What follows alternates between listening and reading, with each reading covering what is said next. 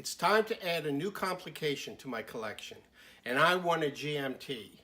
Stay tuned to see what watches I considered and what I ultimately selected and why.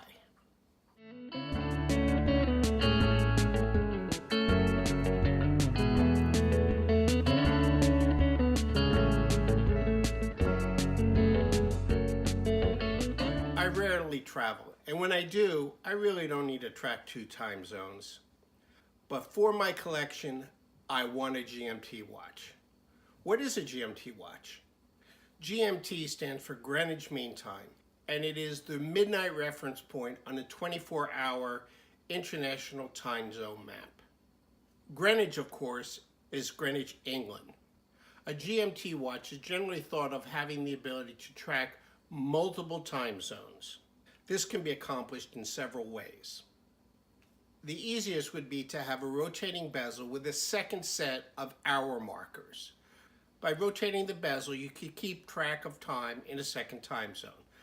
But if the dial is a 12-hour dial, then the bezel would also be a 12-hour bezel. Hence, you wouldn't be able to tell if the second time zone is AM or PM. A more valuable GMT watch is one where the second time zone uses the 24-hour mode. But for this purpose, there's a separate GMT hand which takes 24 hours to make a full rotation around the dial. This lets you specify or read the second time zone accurately, whether it's AM or PM. Let's take a look at some of the watches I considered. First, I found Farah, a British watch firm whose collection includes several GMT models. I was seriously considering buying one of the Farah watches, especially the model called Oxley. After all, I get a GMT watch and one from England, even though their watches are manufactured in Switzerland. But one thing I didn't like about Farah watches was their date implementation. It's just a round hole on the dial with a white date on a black background. No trim at all on that treatment. It sort of looked like an afterthought, and I just couldn't get over that. Next, I turned my attention to Bremont, who also has several GMTs. I really liked the Endurance model. Bremont watches are actually assembled in the UK, so I'd be getting a watch that is really from England. However, I wasn't prepared to spend over $5,000 on a watch, not quite yet. So I ended up looking at Christopher Ward, yet another firm from the UK whose watches are also assembled in Switzerland. I really like their C60 Trident line, and there is a GMT version of that watch.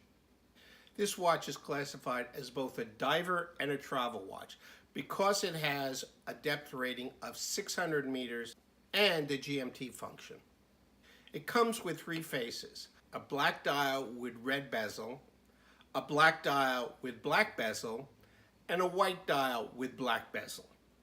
It also comes in 2 sizes, 38 millimeters and 43 millimeters, and several strap options, leather, NATO, or bracelet. Can you guess which one I picked? Let's see. Well, I went for the 43 millimeter black dial with black bezel. Somewhat like my Sin. And if you've watched many of my other videos, you know I like to buy my watches with the manufacturer's bracelet. But here I also opted for the Christopher Ward leather strap.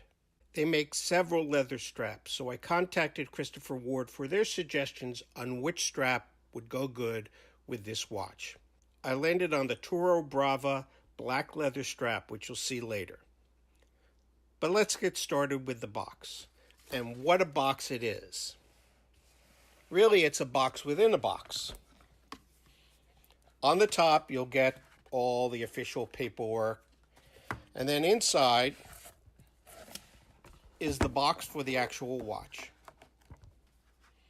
Really nice. But it's the watch that really counts. And here it is. Let's start with the dial. Clean rectangular hour markers with a double marker at the 12th position for orientation. The 3 and the 9 markers are stunted to display the nicely trimmed date window, and on the 9 o'clock side, the Christopher Ward name. All against a black base with a wavy pattern. This wave pattern plays nicely in different lighting situations, sometimes providing what I would call a prison stripe design. The hour hand is teardrop. Minute hand is sword-shaped. And a long second hand stretching all the way to the edge of the dial in a lollipop style, with the pop being about 3/4 of the way to the edge. And a nice Trident counterbalance on that second hand. Then there's the 24-hour GMT hand, a clearly distinctive arrowhead with orange trim. This brings me to the bezel, which is used in conjunction with that GMT hand. It's a 120-click unidirectional bezel with a reeded coin edge. It has 24-hour indicators marked every 2 hours. This allows for assigning the GMT hand to any world time zone without having to adjust the GMT hand itself. But you can adjust the GMT hand independently from the 12-hour hands, thus providing the ability to track 3 time zones. And the bezel, because it has 15 one-minute increments in the first quarter of the bezel, can be used to time a dive. I guess that's why it's characterized as both a sports watch and a travel watch. With all those hands, you might worry about misreading the time, even though each hand is quite different. Well, it turns out if you leave the GMT hand set on the local time, using the rotating bezel to define the second time zone, the only times this becomes a potential issue is when local time is around 9 to 10 p.m. or around 1 a.m. And that's not a real issue for me. As I said, the case is 43 millimeters, polished top, and brushed sides.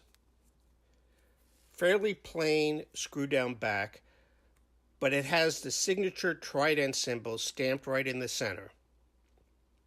And then a few specifications around the edge. The screw-down crown is adorned with Christopher Ward's new logo and has the normal 3 positions, with the second position being used to quick set the date and setting the GMT hand in hour increments. Now to the bracelet. Nice 3-part links with brushed and polished contrasts. Solid end links and push pins to remove links for sizing. Nicely milled butterfly clasp with both the Christopher Ward logo and the full name imprinted. But the real beauty of this bracelet is in the mechanism for quick micro adjustments in length. Instead of micro adjust pins like other watches has, this bracelet has a ratchet design. By simply pulling a lever, you can make micro adjustments in about 10 seconds, as you can see here. And now that leather strap I got. It has a nice distressed pattern with integrated black stitching. The inside is a lighter brown leather. The clasp is also signed and highly polished to match the finish of the watch.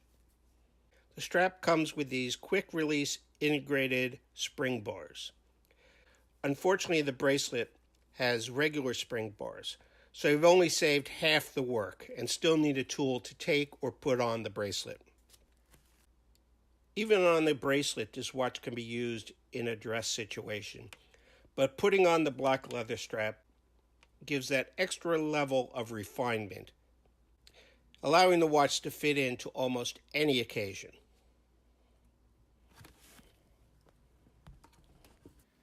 Now, aside from my G-Shock, which you saw me review in another video, this watch is the largest one in my collection, coming in at 43 millimeters.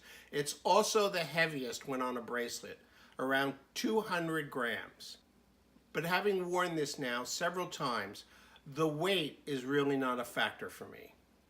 And for me, with my 7 3/4 to 8-inch wrist, this 43 millimeter I think is the perfect size.